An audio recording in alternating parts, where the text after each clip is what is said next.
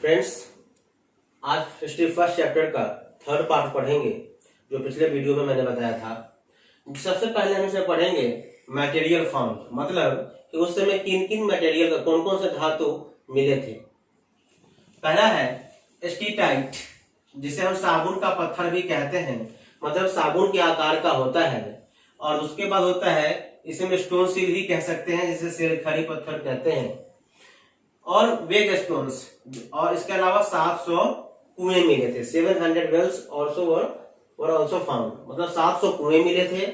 वेग स्टोन्स मिले थे, स्टोन सील जिसे हम शेरखरी पत्थर कहते हैं, और स्टेटाइट साबुन के आकार का जो पत्थर होता है वो सब मिला था। इसके अलावा कुछ बातें मैं आपको बताना चाहता हूं, जैसे इन 1924 में क्या हुआ था, sir John Marshall discovered IVC, Indus valley civilisation को सर जॉन मार्शल ने क्या किया था, डिस्कवर किया था, एक्सकेवेट किया था, जो भी था।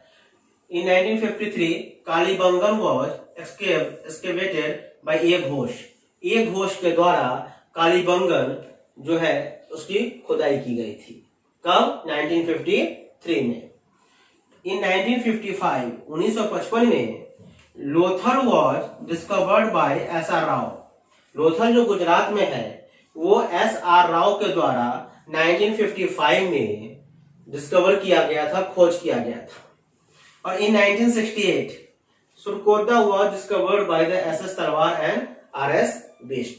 ये 1968 में सुरकोटा जो है वो आर एस बिस्ट और एस एस तलवार के द्वारा डिस्कवर किया गया था, खोज किया गया था। ऐसा हालांकि सब आता नहीं है, कभी कभार पूछ देता है, तो इसके लिए मैं सोचा कि बता दूं ताकि आपके लिए बेनिफिशियल होगा। कोई क्वेश्चन आता है सीबीएसई बोर्ड में तो आपको प्रॉब्लम नहीं होगी। वैसे ये सब 1 मार्क्स में आ सकते हैं।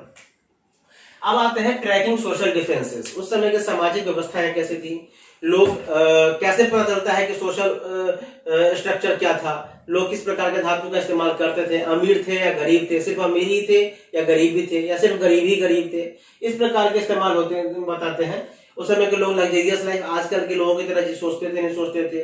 आजकल जैसे लोग अच्छी जिंदगी जीना चाहते हैं, क्या उस समय जीते थे नहीं जीते थे, महंगे गहने पहनते नहीं पहनते थे, अच्छे बढ़िया थाली में खाना खाते थे, उसके बारे में हम बात करेंगे। तो दोस्तों, इसमें अगर हम जैसे बात करें कि ट्रैकिंग सोशल डिफरेंसेस, मतलब समाज में विभिन्नताएं भी थी।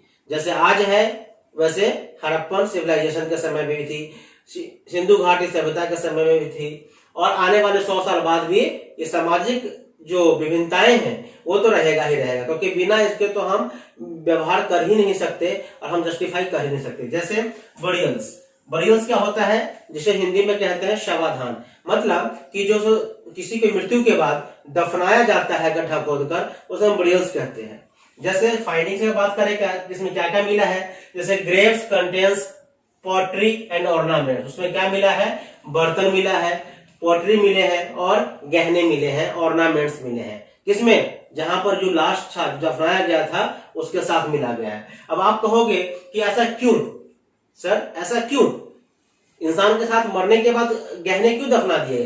तो ऐसा इसलिए कि उस समय लोगों की मान्यताएं थी कि जिस व्यक्ति के द्वारा जो इस्तेमाल जीवित रहते हुए किया जा रहा था, मृत्यु होने के पश्चात भी उसको उस चीज की आवश्यकता पड़ेगी, इसीलिए उसको इस्तेमाल करने के लिए उसको दफनाया जाता था। आपके एनसीईआरटी में दिया हुआ है, एक दर्पण दिया हुआ है, शीशा दिया हुआ है, बहुत सारी चीजें हैं। जैसे ornaments consisting 3 cells of ring, मतलब रिंग मतलब अंगूठी के टाइप में होता था, गोल टाइप में, और छल्ला होता था, अ जैस्पर बीड और hundreds of micro beads near the skull of male. जो पुरुष मृतक थे उनके जो स्कल थे, इसका मतलब ये सर का ऊपरी भाग जो होता है उसे हम कहते हैं स्कल। तो जो मेल मृतक था उसका जो मेल डेड बॉडी था, उसका जो स्कल था, खोपड़ी, उसके आसपास क्या था कि हजारों की संख्या में छोटे छोटे माइक्रो बेड्स थे, जैस्पर बेड्स थे और रिंग अंगूठी का छल्ला था। इससे यह अनुमान लगाया जाता है कि उस समय जो है लोग इन सब चीजों का इस्तेमाल करते थे, क्योंकि बिना इस्तेमाल किए हुए तो पता ही नहीं चलेगा। उसके बाद क्या है, कॉपर मिरर्स एंड पॉट्स, उस समय तांबे के दर्पण मिले हैं, और पॉट्स मतलब बर्तन मिले हैं।